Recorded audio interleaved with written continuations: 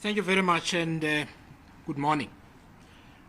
One of the most important things about the culmination of this process was that the finance minister needed to own the decision and make the announcement first. This process has been about freeing the finance minister from extortion.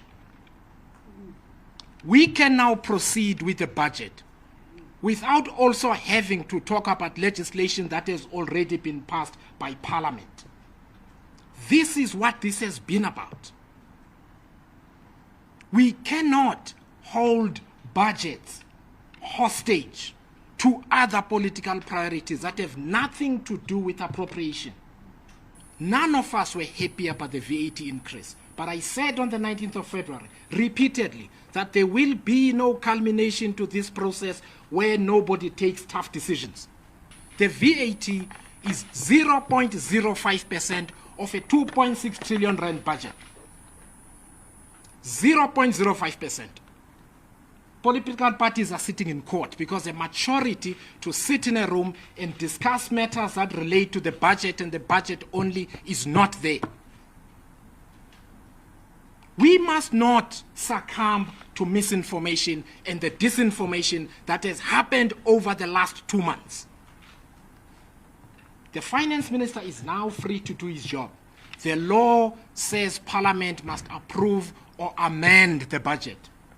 What this moment teaches us, importantly, is that we will have to be a government in constant communication and talking to each other, not past each other. And there is no constructive conversation that's going to take place in a court of law.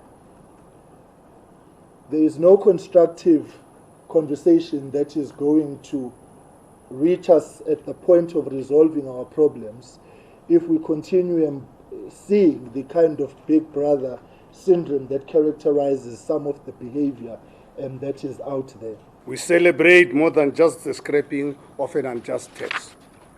The reversal of the VAT increase is a victory that belongs to you, the people of South Africa, and to our maturing multi-party democracy. At no point can South Africans or their democratic institution be asked to pay for cheap political point-scoring aspirations. As the famous African proverb says, when the elephant fights, it is the grass that suffers. The Democratic Alliance indicated that they will vote for the VAT increase if a certain port was privatized, if the NHI was removed, if the Bella Act was removed. So the DA was going to vote for VAT increase had the ANC and the GNU parties agreed to be extorted by them. From the onset, the PAC firmly rejected any tax policy that burdens the poor.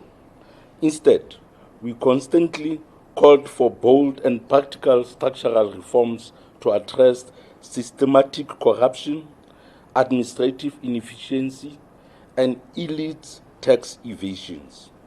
Today, the outcome is a direct result of the pressure, clarity, and commitment brought forward by progressive forces in these engagements. I promised on the day when we voted that as Build One South Africa will do everything we can to make sure that the 0.5% does not go ahead. And I want to affirm that that began an extensive process.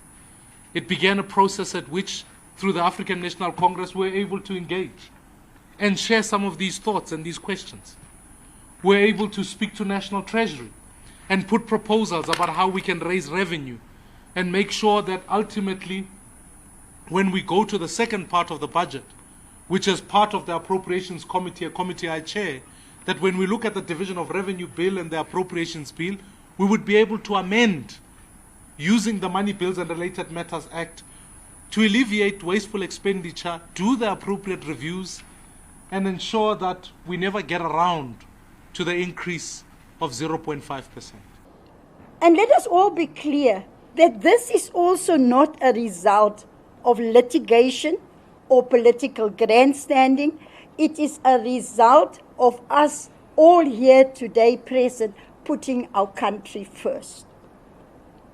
So I hope that as we leave here today, and as our political and as our democracy mature, that the lesson that we've learned out of this is that we must at all times put the people of South Africa first and not our political parties.